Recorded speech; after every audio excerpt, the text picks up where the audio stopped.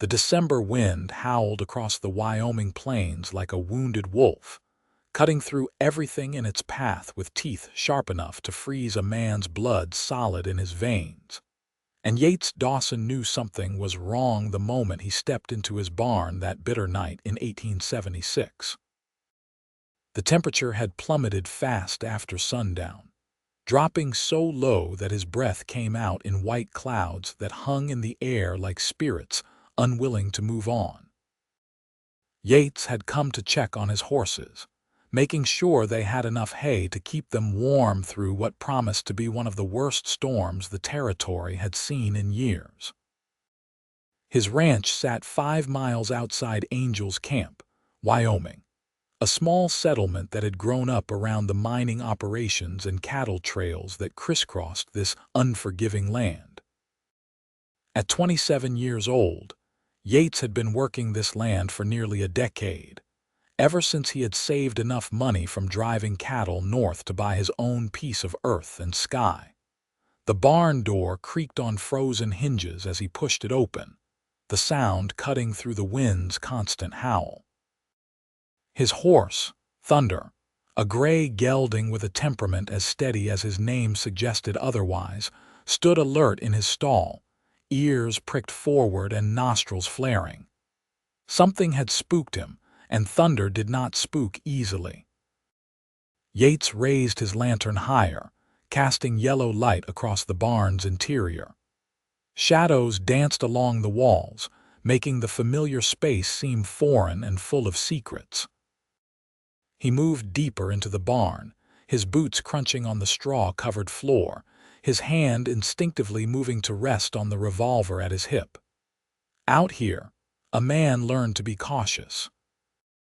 The war had ended more than a decade ago, but the frontier was still wild, still dangerous, still full of men who would kill you for a horse or a loaf of bread.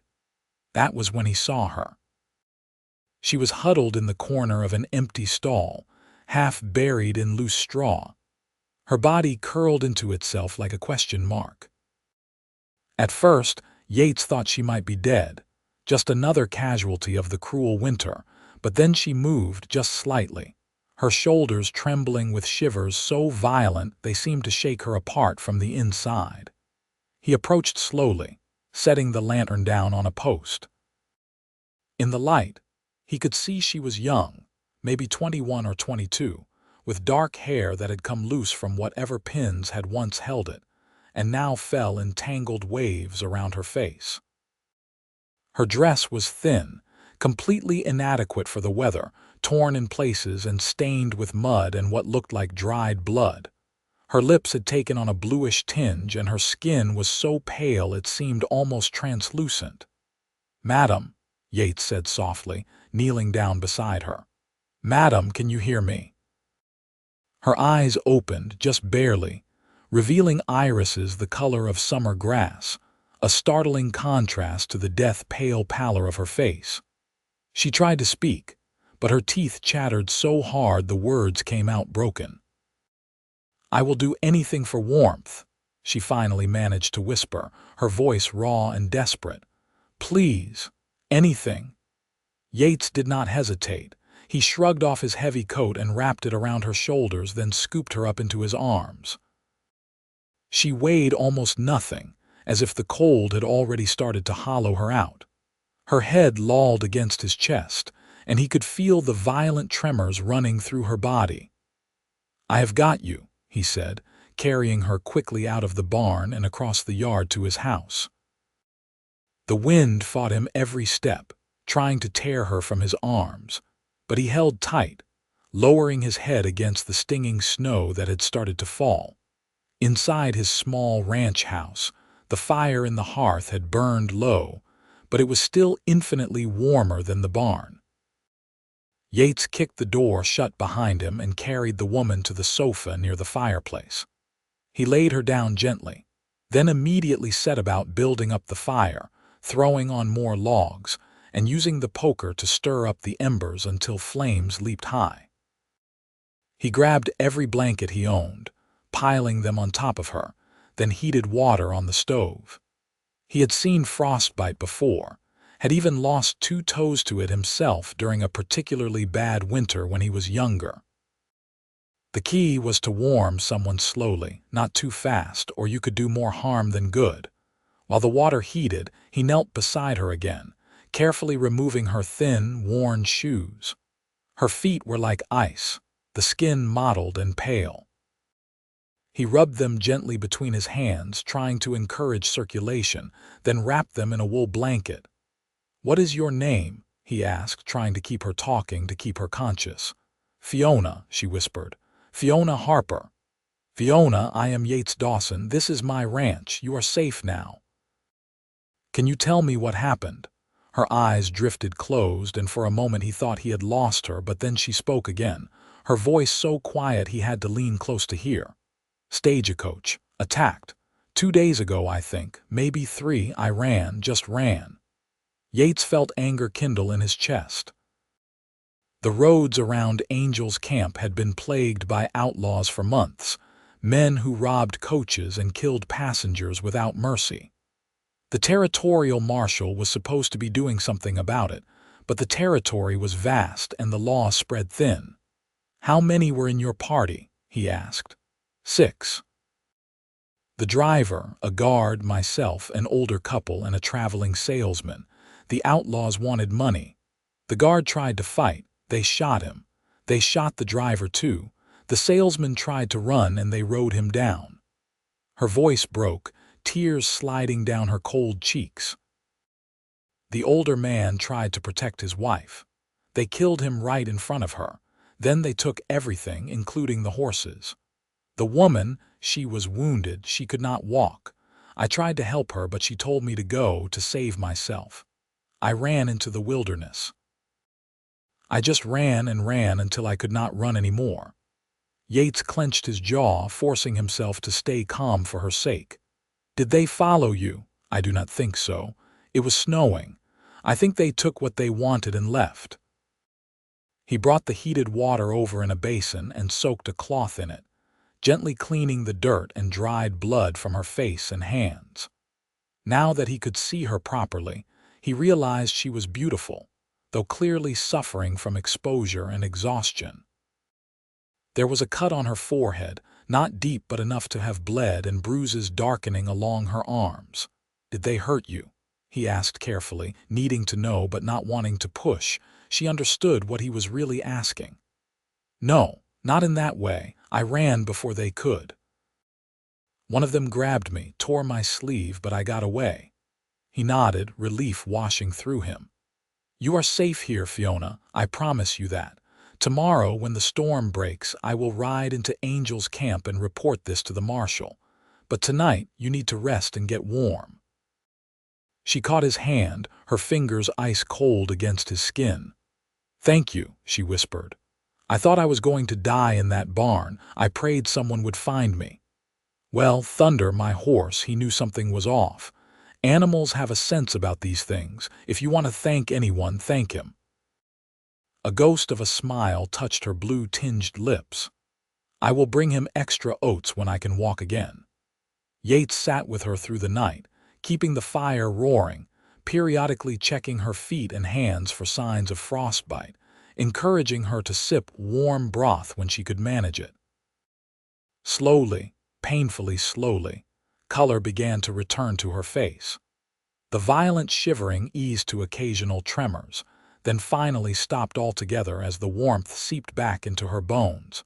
Somewhere around 3 in the morning, she finally fell into a deep sleep, her breathing even and steady. Yates allowed himself to relax then, settling into the chair beside the sofa, his own exhaustion catching up with him. But he did not sleep deeply, waking every hour or so to check on her, to make sure the fire had not burned too low, to listen to the storm raging outside. By dawn, the blizzard had intensified, wind driving snow against the windows so hard it sounded like someone throwing handfuls of sand. There would be no riding into town today, possibly not tomorrow either. They were isolated here, cut off from the rest of the world, and Yates found he did not entirely mind. He made coffee when the sun rose or what passed for sunrise during a blizzard, the sky turning from black to dark gray. Fiona was still sleeping, so he moved quietly, not wanting to wake her. Her body needed rest to recover. He was frying bacon when she stirred, sitting up slowly and looking around with confusion before memory clearly returned and her expression cleared. "Good morning," Yates said, turning from the stove. "How are you feeling?"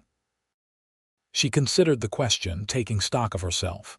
"Warmer, sore, my feet hurt." "That is actually a good sign, means the feeling is coming back. Can you wiggle your toes?" She concentrated, then nodded. "Yes, it hurts, but I can move them." "Good, you were lucky. Another hour in that barn and you might have lost them." He brought her a cup of coffee. "Can you eat something?" "I think so. I cannot remember the last time I ate." He made her a plate of bacon and eggs, along with thick slices of bread spread with butter. She ate slowly at first, then with increasing hunger, finishing everything he had given her. "The storm is still bad," he said, standing by the window. "We will not be able to get to town today, maybe not tomorrow either." He saw a flicker of fear cross her face. "I am not going to hurt you, Fiona.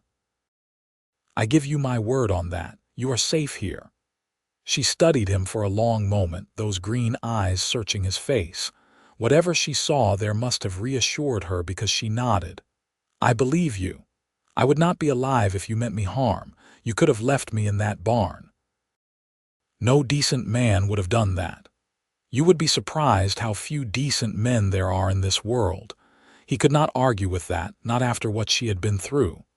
Instead, he said, "There is a bedroom in the back. It is small, but the bed is comfortable. You should rest more. Your body has been through a trauma. Where will you sleep? Out here is fine. The sofa is comfortable enough." She looked like she wanted to argue but did not have the strength. "Thank you, Yates, for everything." "No need to thank me. Anyone would have done the same." But they both knew that was not true. She slept for most of the day while Yates attended to the necessary chores, bundling up to venture out to the barn to feed and water the horses and check on his small herd of cattle. The storm showed no signs of letting up, and he estimated they had already gotten nearly a foot of snow, with more falling constantly. When he came back inside, stamping snow from his boots, he found Fiona awake, sitting by the fire wrapped in a blanket. She had combed her hair with her fingers and washed her face, looking more alive than she had the night before. "I hope you do not mind," she said. "I found a basin and cleaned up a bit." "Of course not. Feel free to use whatever you need. I am afraid I do not have much in the way of women's clothing, but I have a clean shirt and some long johns that might fit you well enough until we can get you proper clothes." She smiled, and he was struck again by how beautiful she was. "That would be wonderful. This dress has been through quite an ordeal." He brought her the clothes and she changed in the bedroom, emerging in his oversized shirt and the long underwear, the pants rolled up several times at the ankles. She looked young and vulnerable and somehow right standing in his house. "Much better," she said. "I feel almost human again." They shared dinner that evening, a simple stew Yates had made from dried beef and vegetables from his root cellar. As they ate, they talked, carefully at first, then with growing ease. Fiona told him she had been traveling from Boston to San Francisco, where she had secured a position as a teacher at a school for girls. She had been alone in the world, her parents dead from fever 3 years earlier.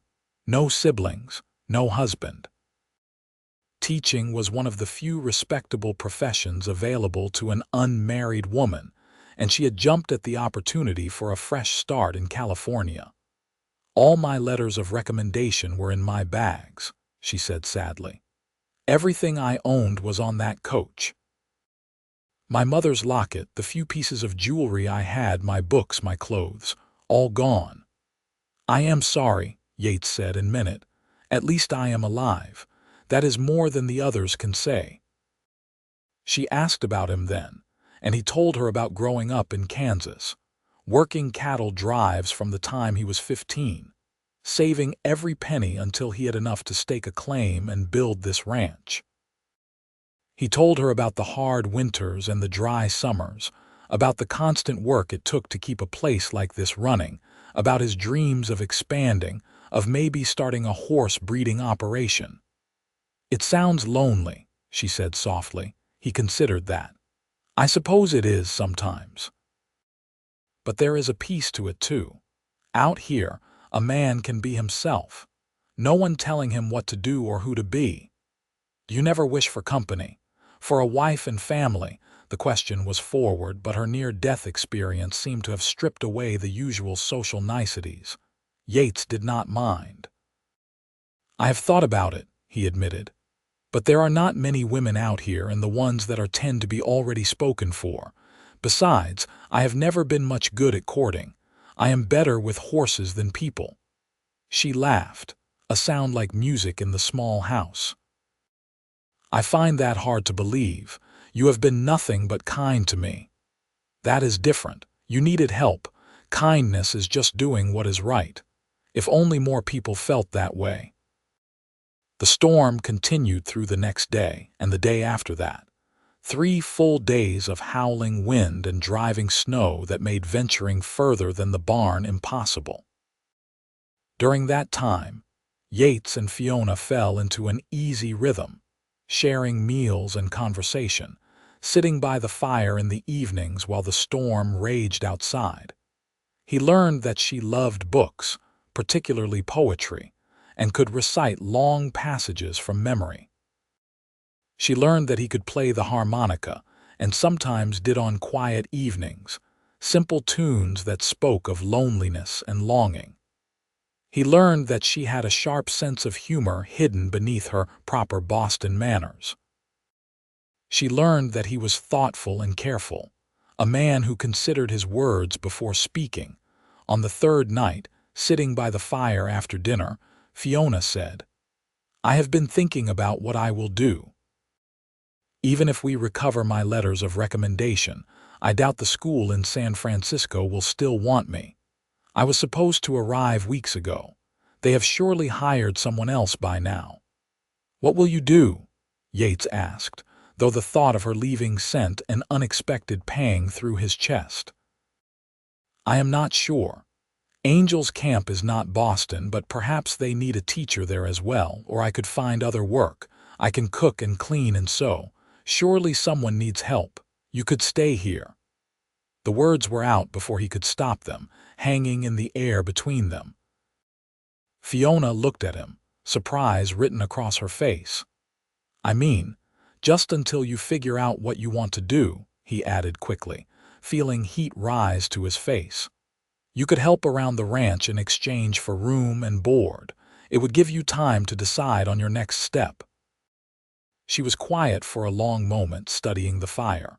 People would talk, an unmarried woman living with an unmarried man. Let them talk. Out here, survival matters more than gossip. She looked at him then, really looked at him, and he saw something shift in her expression. "You barely know me." "Why would you offer such a thing?" He struggled to put it into words. "Because you deserve a chance to start over. Because I know what it is like to have nothing and have to build from the ground up.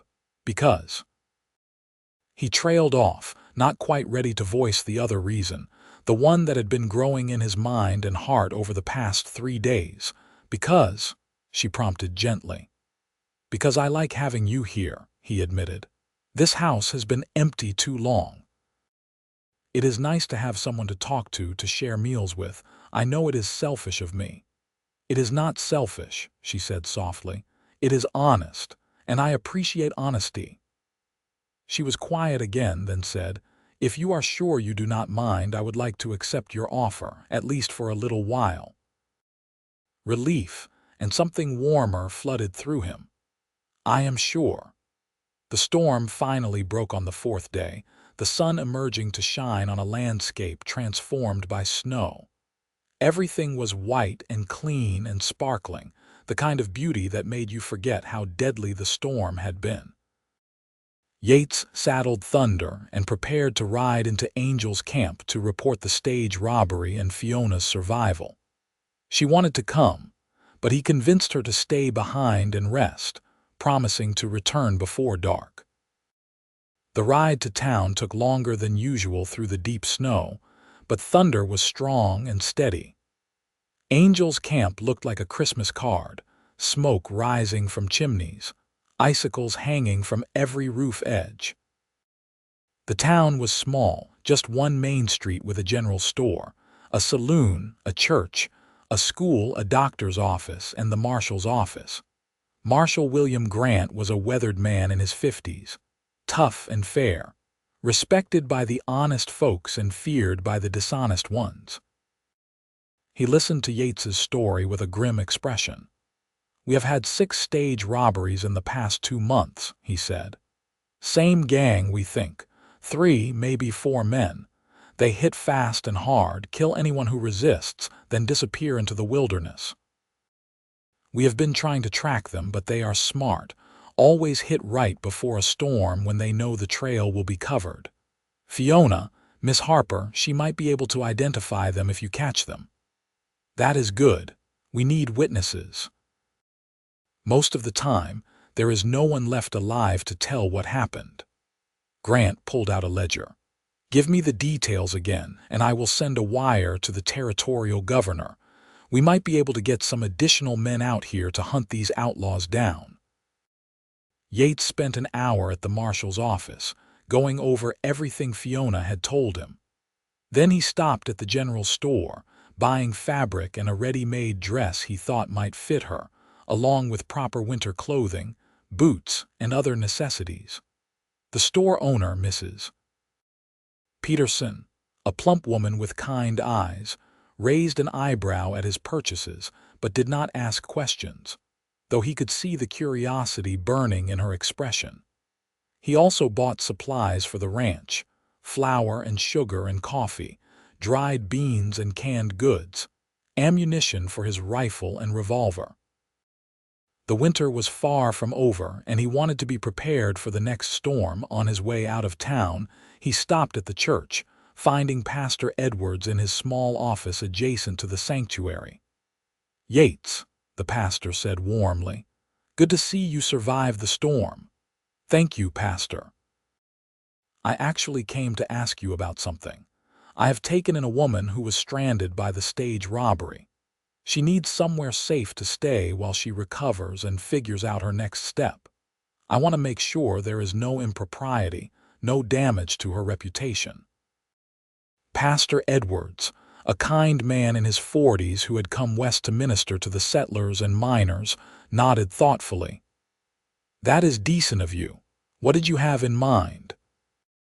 "I thought maybe you could visit the ranch, see that everything is proper, that I am providing her separate quarters and treating her with respect.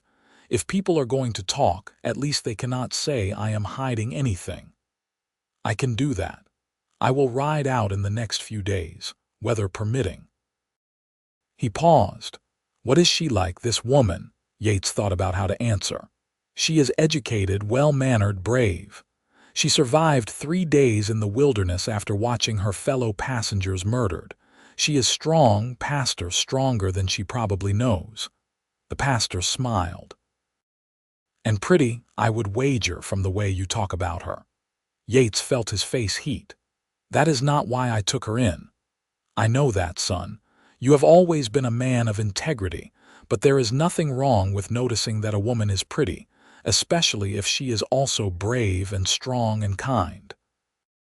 Yates left the church with the pastor's promise to visit and headed back to the ranch, his saddlebags full of supplies and his mind full of thoughts he was not quite ready to examine too closely. Fiona was waiting when he returned, relief evident on her face when he rode into the yard. She helped him unload the supplies, exclaiming over the dress and clothing he had bought for her. "You did not have to do all this," she said, holding the dress up to herself. "Yes, I did. You cannot go around in my old shirts forever, though I admit they look better on you than they ever did on me." She laughed and impulsively hugged him. Yates went still, suddenly aware of how small she was, how perfectly she fit against him, how good she felt in his arms. For a moment neither of them moved, and then she stepped back, a flush coloring her cheeks. "I am sorry," she said. "That was forward of me. Do not apologize, I did not mind." Their eyes met and held, and something passed between them, something unspoken but powerful. Then Fiona looked away, breaking the moment. "I should try on this dress and make sure it fits." She disappeared into the bedroom, and Yates let out a breath he had not realized he was holding. He was in trouble, he realized. Deep trouble. Because he was falling for Fiona Harper, falling hard and fast like a stone down a well, and he had no idea if she felt the same. The dress fit her well, and she looked so lovely in it that Yates had to turn away to keep from staring. Over dinner, he told her about his meeting with the marshal and the pastor's planned visit. "You are protecting my reputation," she said. "That is kind of you." "I am protecting both our reputations. Small towns thrive on gossip, and I do not want people thinking poorly of you." "Do you care what they think of you?" "Not particularly, but I care what they think of you." She reached across the table and took his hand. "You are a good man, Yates Dawson." "I am just a man, Fiona. Nothing more, nothing less." Pastor Edwards rode out 3 days later. A Sunday afternoon, bright and cold. The sky a blue so intense it almost hurt to look at. Yates and Fiona received him in the small front room, the house clean and neat, everything proper and respectable. The pastor talked with Fiona at length, asking about her ordeal, her plans, her relationship with Yates. She answered honestly, explaining that Yates had saved her life and offered her shelter with no expectation of anything improper, that he had been nothing but respectful and kind. Before he left, Pastor Edwards took Yates aside. "She is a remarkable woman. You would be a fool to let her go." "I know," Yates admitted, "but she has a life waiting somewhere. Teaching is her calling. I cannot ask her to give that up to be a rancher's wife, assuming she would even want that." "Have you asked her what she wants?" "Not in so many words." "Maybe you should." The pastor rode away, leaving Yates with much to think about. That evening, he and Fiona sat by the fire as had become their custom, the silence between them comfortable but charged with things unsaid. "Pastor Edwards is a good man," Fiona said. "Yes, he is. He suggested I ask you something." She looked up from the sewing she had been doing, mending one of his shirts. "What is that? What you want? What you really want now that everything has changed?" She set down the sewing, her hands folding in her lap. "What I want," she said slowly, "is not what I thought I wanted 6 months ago when I accepted the position in San Francisco. What changed? I did. This experience, nearly dying, being rescued, living here with you, it has shown me things about myself I did not know. I thought I wanted independence, a career, a life built on my own terms in a big city. But now I think maybe what I really want is simpler than that." "What is it you want, Fiona?" She met his eyes, her gaze steady and sure. "I want a home. A real home with someone who cares about me. I want to build a life with someone, not just exist alongside them. I want to matter to someone and have them matter to me." Yates's heart was pounding so hard he was sure she could hear it. "You matter to me." "Do I? More than you know. More than I probably should admit." She stood, crossing to where he sat, and knelt beside his chair. "Then admit it, Yates. Say what you are thinking. Life is too short and too uncertain to leave important things unsaid. I learned that watching those people die." He reached out, touching her face gently, his rough fingers tracing the line of her jaw. "I am falling in love with you, Fiona Harper. I think I started falling that first night when you were so cold and scared but still tried to be brave. And every day since I have fallen a little more. I know it is too soon. I know you have been through a trauma and maybe you are just grateful and confused, but I cannot help how I feel." Tears shimmered in her eyes, but she was smiling. "It is not too soon, and I am not confused. I am falling in love with you too, Yates. I think about staying here, about making a life with you, and it feels right in a way nothing else ever has." He pulled her up and into his arms, and this time when he held her, there was nothing tentative about it. He kissed her, gentle at first, then with increasing passion as she responded, her arms wrapping around his neck, her body pressing against his. When they finally broke apart, both breathing hard, Yates said, "Marry me, Fiona. Make this your home. Make me the luckiest man in Wyoming." "Yes," she said without hesitation. "Yes, I will marry you." They were married 3 weeks later in the small church in Angel's Camp, Pastor Edwards officiating, half the town in attendance despite the cold. Fiona wore a new dress that Mrs. Peterson had helped her sew, simple but beautiful, and carried a small bouquet of dried flowers, all that was available in the dead of winter. Yates wore his best suit, cleaned and pressed, his hair neatly combed, his boots polished. When Fiona walked down the aisle toward him, he thought his heart might burst from his chest. She was so beautiful, so perfect, and somehow she had chosen him. They spoke their vows before God and witnesses, promising to love and cherish each other through whatever hardships the frontier threw at them. When Pastor Edwards pronounced them man and wife, Yates kissed his bride with a tenderness that made some of the women in attendance dab at their eyes with handkerchiefs. The reception was held at the church, the women of the town having prepared food despite the scarcity of winter. There was music and dancing, laughter and joy, a bright spot in the dark season. Marshall Grant attended, as did Mrs. Peterson and her husband, and dozens of others, ranchers and miners and townspeople, all eager to welcome Fiona into their community. As Yates danced with his new wife, holding her close, swaying to the music of a fiddle and a guitar, he marveled at how much his life had changed in such a short time. A month ago, he had been alone, resigned to a solitary existence. Now he had a wife, a partner, someone to share his life with. "What are you thinking?" Fiona asked, looking up at him. "That I am the luckiest man alive. Even though you are stuck with a city girl who does not know the first thing about ranching, especially because of that, I will teach you everything you need to know," she smiled. "I am a fast learner. I am counting on it." They rode back to the ranch that evening, Fiona sitting in front of Yates on Thunder, wrapped in his arms in several thick blankets. The sky was clear, stars scattered across the darkness like diamonds on black velvet, the moon nearly full and bright enough to light their way. At the house, Yates carried her over the threshold, a tradition she had insisted on despite laughing at the impracticality of it. He set her down gently in the front room, the fire he had built that morning still burning low in the hearth. "Welcome home, Mrs. Dawson," he said. "It feels like home," she replied. "It has for a while now." They stood looking at each other, suddenly shy despite the vows they had just spoken. Then Yates took her hand and led her to the bedroom, closing the door behind them.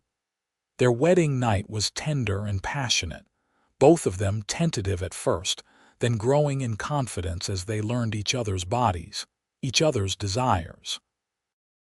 Yates had been with women before, saloon girls mostly, quick transactions that left him feeling empty. This was different. This was love, real and deep and transformative. Afterward they lay tangled together, Fiona's head on his chest, his arms around her. "I love you," she whispered. "I know I have said it before, but I want to keep saying it.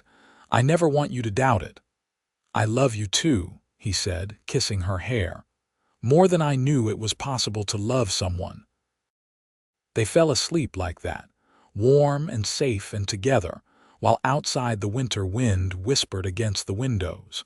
The weeks that followed were a time of adjustment and learning. Fiona threw herself into ranch life with the same determination she had brought to everything else. Yates taught her to ride, starting her on his gentlest mare, a chestnut named Rosie. She was nervous at first, but gradually gained confidence, eventually riding well enough to accompany him when he checked on the cattle. She learned to cook on the wood stove, to preserve food, to mend clothes and blankets. In turn, she taught him things too, reading to him in the evenings from books she borrowed from Pastor Edwards, teaching him about poetry and literature, expanding his world in ways he had never imagined. In March, Marshal Grant rode out to the ranch with news. They had caught the outlaws who had robbed the stage, tracking them to a hideout in the mountains. There had been a gunfight, and 2 of the outlaws had been killed. The other 2 were in custody, awaiting trial. "We will need Mrs. Dawson to testify," Grant said, "to identify them as the men who attacked the stage." Fiona agreed, and a month later they traveled to Laramie for the trial. It was difficult for her to recount what had happened, to point out the 2 surviving outlaws and confirm they were among those who had committed the murders. But she did it, her voice steady, her testimony damning. The outlaws were found guilty and sentenced to hang. As they left the courthouse, Fiona said, "I am glad it is over. Maybe now the others can rest in peace." "You did right by them," Yates said. "You honored their memory by making sure their killers faced justice." Spring came to Wyoming in fits and starts. Warm days followed by cold snaps, the snow slowly retreating to reveal brown grass that would green up once the real warmth arrived. Yates and Fiona worked together to prepare the ranch for the busy season ahead, repairing fences, checking on newborn calves, planning for the future. One evening in early May, as they sat on the porch watching the sun set over the plains, Fiona said, "I have something to tell you."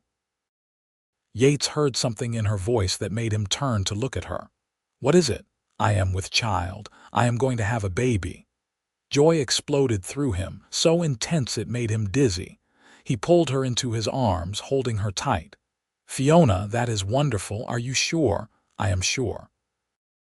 I saw the doctor in Angel's Camp yesterday when I went for supplies. He confirmed it.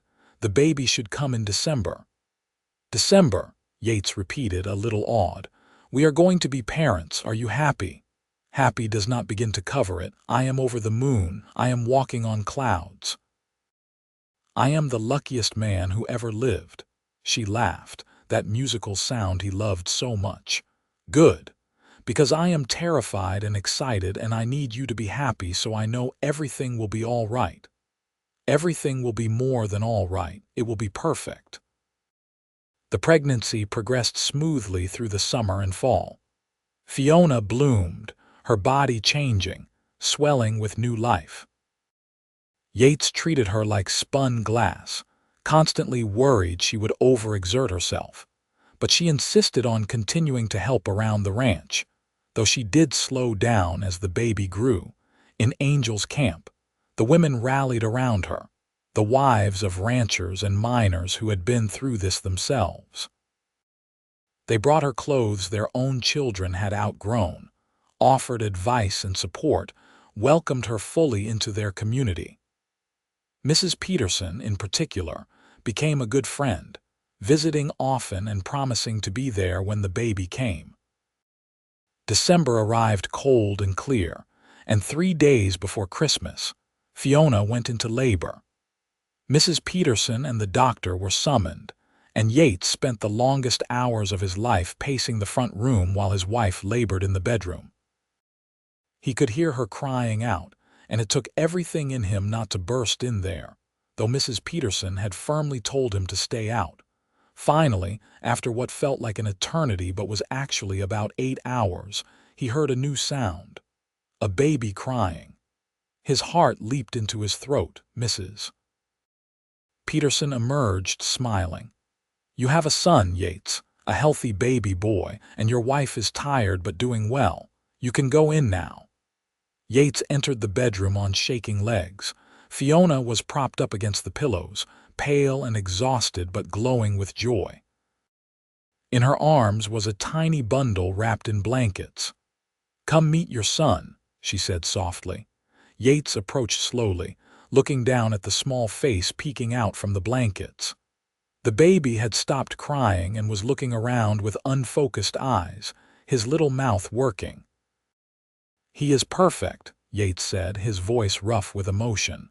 "You are amazing. I have never seen anything so beautiful. Would you like to hold him?" Carefully, terrified he would drop or break this precious new life, Yates took his son into his arms. The baby was so small, so light, but warm and real and alive. His son. His and Fiona's son. "What should we name him?" Fiona asked. They had discussed names but never quite settled on one. Now, looking at his son's face, Yates said, "William, after my father. William Grant Dawson."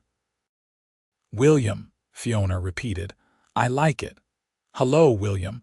Welcome to the world." The first year of William's life passed in a blur of sleepless nights and moments of pure joy. Yates had never known he could love someone so much, that watching his son learn to smile, to laugh, to grab at things with his tiny hands could fill his heart so completely. Fiona was a natural mother, patient and loving, somehow managing to care for the baby while still keeping the household running. Yates helped as much as he could, walking the floor with William when he cried at night, changing diapers, making bottles when Fiona weaned him. The ranch prospered. Yates's herd grew, and he began the horse breeding operation he had dreamed of, acquiring good stock and producing foals that sold well to the army and to other ranchers. Money was still tight, but it was getting easier, and Yates was able to hire a hand to help with some of the heavier work, freeing up more time to spend with his family. When William was 2, Fiona became pregnant again. This time, the pregnancy was harder, and she was sick frequently during the first few months. Yates worried constantly, but the doctor assured him this was normal, that every pregnancy was different. Their second child, a daughter they named Grace Charlotte Dawson, was born in September of 1879, during one of those perfect early fall days when the sky is impossibly blue and the air crisp and clean. She had Fiona's green eyes and Yates's dark hair, and from the moment she entered the world she was strong-willed and opinionated, letting her displeasure be known with lusty cries. "She has your temperament," Yates teased Fiona. "My temperament? She is definitely your daughter." Stubborn and determined. They both laughed, too happy to argue about it. With 2 small children, the house that had once seemed adequately sized now felt cramped. The following spring, Yates began building an addition, 2 more bedrooms and a larger kitchen. He did most of the work himself with help from neighbors, the community coming together in the frontier tradition of barn raisings and helping hands. The work was hard, but Yates loved it, loved building a bigger home for his growing family, loved the physical labor that left him exhausted but satisfied at the end of each day. Fiona would bring him water and sandwiches while he worked, sometimes with William toddling along beside her and baby Grace in her arms, and he would stop to kiss his wife and play with his children, marveling at the life they had built. The years passed, measured in the growth of their children, in the expansion of the ranch, in the deepening of the love between Yates and Fiona. William grew into a serious boy who loved horses and wanted to be just like his father. Grace was bright and fearless, climbing trees and pestering her older brother and stealing everyone's heart. In 1882, their third child was born, another son they named Thomas Edward Dawson. He was a quiet baby, content to watch the world with calm eyes, so different from his energetic siblings. Angel's Camp grew too. transforming from a rough frontier settlement into a real town with a proper school, several stores, even a small newspaper. Fiona sometimes helped at the school, her teaching skills put to good use, though her primary focus remained her own children and the ranch. The wild days of the frontier were slowly giving way to something more settled, more civilized. The railroad came through in 1883, connecting Angel's Camp to the wider world, making it easier to ship cattle and horses to market, to receive supplies and news from the east. But some things remained unchanged. The winters were still brutal, the work still hard, the land still unforgiving to those who did not respect it. Yates taught his children to be tough but fair, to work hard but also to value family and community, to respect the land that provided for them. On their 10th wedding anniversary, Yates took Fiona into town for dinner at the new hotel restaurant, a luxury they rarely allowed themselves. Mrs. Peterson agreed to watch the children, and for one evening, Yates and Fiona were just a man and a woman, not parents, not ranchers, just themselves. Over dinner, Yates took Fiona's hand. "Do you ever regret it?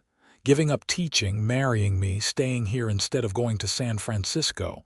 Fiona looked surprised by the question. "Never, not once. Do you know what my life would have been in San Francisco? I would have taught other people's children and gone home to an empty room every night. I would have been respectable and independent and utterly alone. Here, I have everything that matters. I have you, I have our children, I have a home and a community. I have a life full of love and meaning. Even when the winters are hard and the work is endless and the children are driving you crazy. Especially then," she said, smiling. "This is real, Yates. This life we have built together, it is real and solid and good. I wake up every morning grateful for it, grateful for you." He brought her hand to his lips and kissed it. "I love you, Fiona Dawson, more than I did the day we married, and I will love you more tomorrow than I do today. That is the most romantic thing you have ever said to me. I have been saving it for a special occasion." They walked home under the stars, hand in hand, talking and laughing as in love as they had been a decade earlier, maybe more so because their love had been tested and proven strong. The years continued to pass, bringing changes and challenges. In 1886, a particularly harsh winter killed nearly a third of their cattle herd, a devastating blow that took years to fully recover from. But they survived, tightening their belts, working even harder, supporting each other through the difficult times. William, now 10, took on more responsibilities around the ranch, proving himself capable and reliable. Grace, 8, was attending school in town and showing signs of being as good a student as her mother had been. Thomas, at 4, was still young but already demonstrating a talent with animals, able to gentle even the most skittish horses. In 1887, Fiona gave birth to their 4th and final child, a daughter they named Rose Abigail Dawson. She came into the world during a thunderstorm in June, and from the start, she was a force of nature, demanding attention and giving affection freely. 4 children, Yates said, holding baby Rose while Fiona rested. "We have a whole ranch crew now." "A loud, messy, wonderful ranch crew," Fiona agreed. As the children grew, the house filled with noise and laughter, arguments and reconciliations, all the chaos and joy that came with a large family. Yates built a swing in the big cottonwood tree near the house, and on summer evenings, he and Fiona would sit on the porch and watch their children play, hearing their shrieks of laughter, feeling blessed beyond measure. The ranch continued to prosper. Yates's reputation as a horse breeder grew, and people came from hundreds of miles away to buy his stock. He was able to expand his holdings, purchasing adjacent land when it became available, building up one of the most successful operations in the territory. But success never went to his head. He remained the same man Fiona had fallen in love with, hard-working and humble, more comfortable in a barn than a boardroom, more interested in his family than in fame or fortune. In 1890, Wyoming achieved statehood, a cause for celebration throughout the territory. Angels Camp threw a huge party, and Yates and Fiona attended with their children, now ranging in age from 13 down to 3. They watched fireworks light up the night sky, listened to speeches about the future, danced to music played by a full band brought in from Cheyenne. "We helped build this," Fiona said, watching the celebration. "All of us who came here when it was still wild and dangerous, we helped turn this into a real place, a place where families can thrive." "You sound like a pioneer," Yates teased. "I am a pioneer. We both are. We took a chance on each other and on this land, and look what we created." He pulled her close. "Best chance I ever took." As their children entered their teenage years, new challenges emerged. William, now a young man, began to talk about wanting his own place someday, about taking what he had learned and building his own ranch. Yates encouraged him, knowing that a man needed to make his own way in the world, but part of him mourned the inevitable separation. Grace announced she wanted to go to college, a controversial decision that raised eyebrows in Angels Camp. But Fiona supported her daughter's ambition, and together she and Yates made plans to send Grace to a women's college in the East when she graduated from the local school. Thomas was shaping up to be the best horseman of all the children, with an almost supernatural ability to understand and communicate with horses. Yates began teaching him the finer points of breeding and training, passing on knowledge accumulated over decades. Little Rose, still young, was showing signs of being a writer, always scribbling stories and poems in notebooks Fiona bought for her.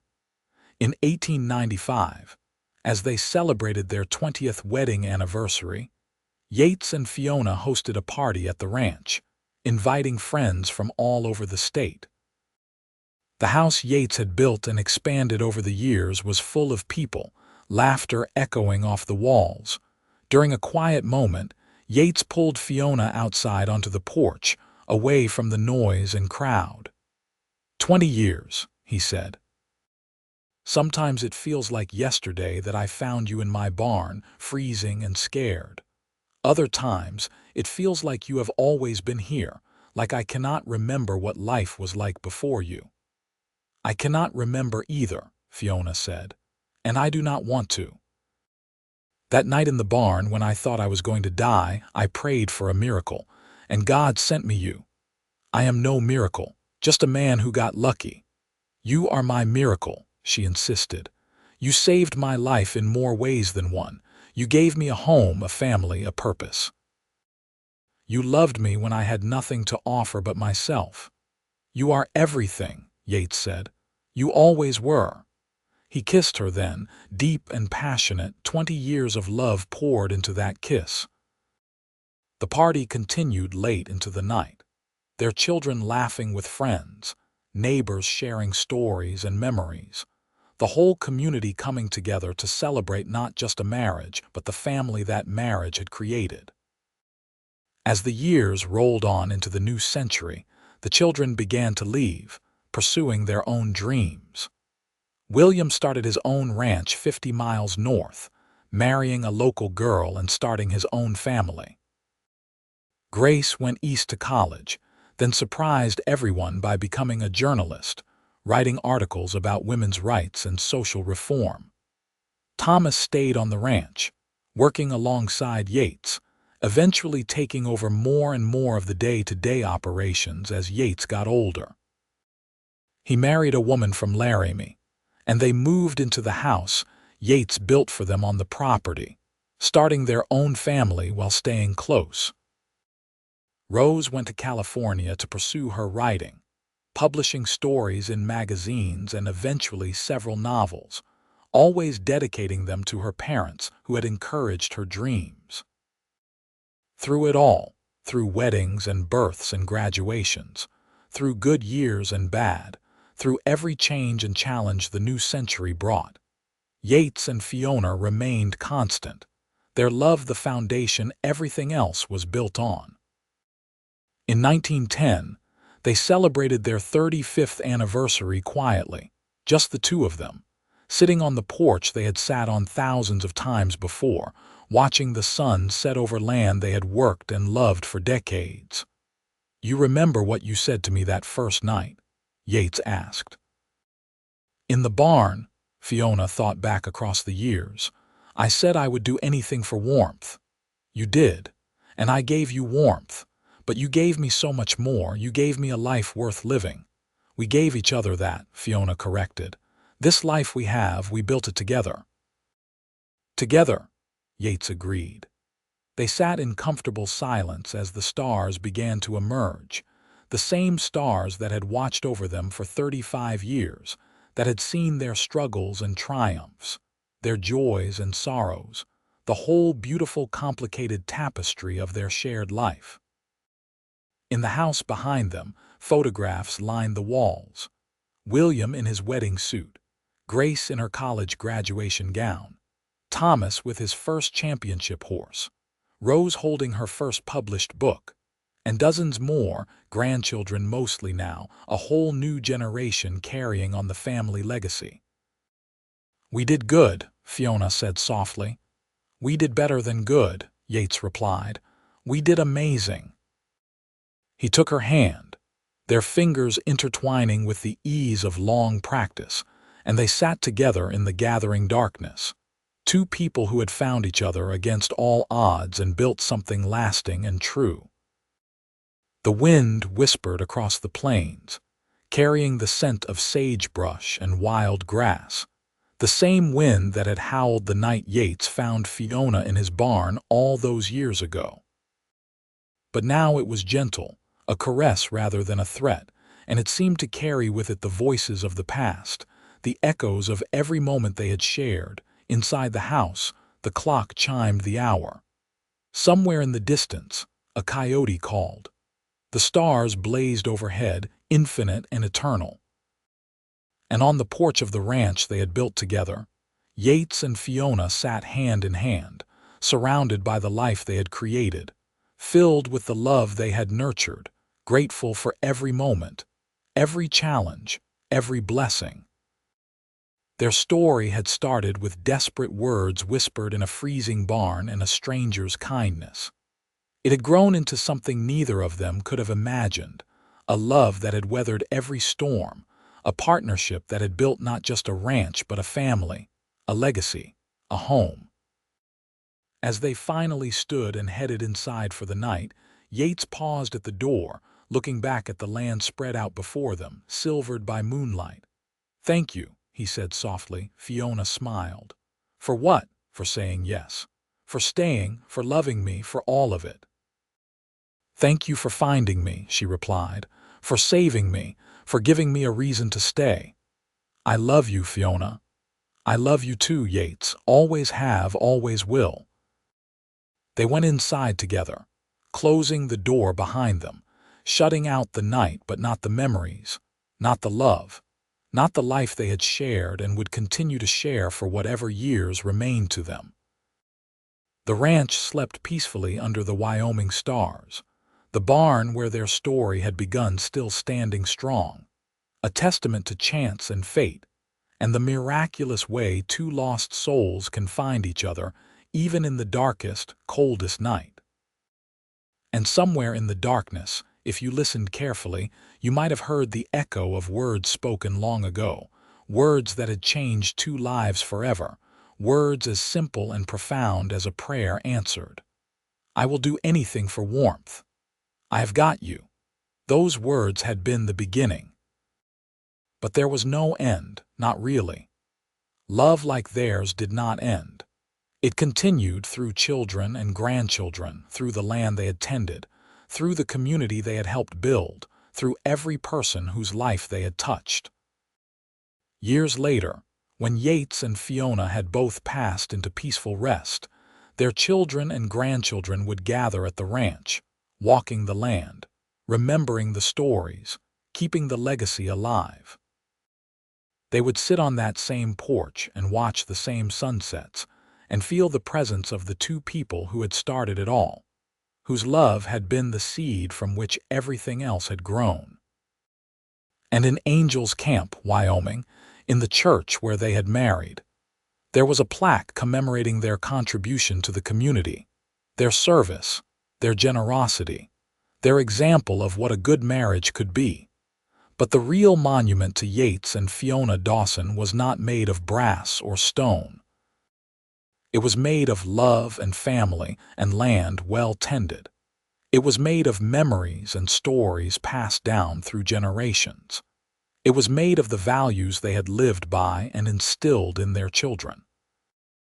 It was made of a choice to be kind, to take a chance on love, to build something lasting in a harsh and unforgiving land.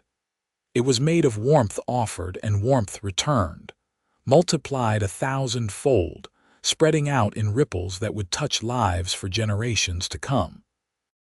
And it all started on a freezing December night in 1876, when a cowboy found a woman dying in his barn and chose to save her, never knowing that in saving her life, he was also saving his own. That was the real miracle. Not that he found her, but that they found each other. Two souls meant to be together, brought together by chance and choice and the mysterious workings of fate. Their love story became legend in Wyoming, the kind of story grandmothers told grandchildren on winter nights, the kind of story that gave people hope that love was real, that kindness mattered, that even in the darkest moments, salvation could arrive in the most unexpected forms. The ranch continued for generations, run by Thomas's descendants. The land Yates had claimed and Fiona had helped him build into something remarkable. The house expanded again over the years, but the original structure remained, including the porch where Yates and Fiona had spent so many evenings together. And the barn where it all began, was maintained with special care, preserved as a reminder of where the story started, of how fragile life is and how precious, of how one moment of kindness can change everything. Visitors to the ranch would sometimes stand in that barn and try to imagine that night, the wind howling outside, the woman huddled in the straw, the cowboy with his lantern finding her just in time. They would try to imagine the fear and the hope, the desperation and the trust, the beginning of something beautiful born out of something terrifying. And always the story ended the same way, with the words that summed up everything Yates and Fiona had meant to each other, everything they had built together, everything their love had created. They had saved each other. They had chosen each other. They had loved each other with a depth and dedication that had transformed not just their own lives, but the lives of everyone around them. That was their legacy. That was their gift. That was the truth at the heart of their story. Two people, brought together by the cruelest of circumstances, who chose love over fear, hope over despair, togetherness over solitude. Two people who proved that even in the Wild West, even in the hardest of times, love could not just survive but thrive. Their story was complete. No loose ends, no unanswered questions. Just a life well lived, a love well earned, a family well raised, and a legacy that would endure. Yates Dawson and Fiona Harper Dawson had both passed peacefully in their sleep, within months of each other, in their 80s, surrounded by family, full of years and love and contentment. They were buried side by side on a hill overlooking the ranch, under the wide Wyoming sky they had both loved so much. And if you visit that hill today, you can still read the words carved into their shared headstone, words that tell you everything you need to know about who they were and what they meant to each other. Together in life, together in death, together forever. Yates and Fiona Dawson. They saved each other. The end.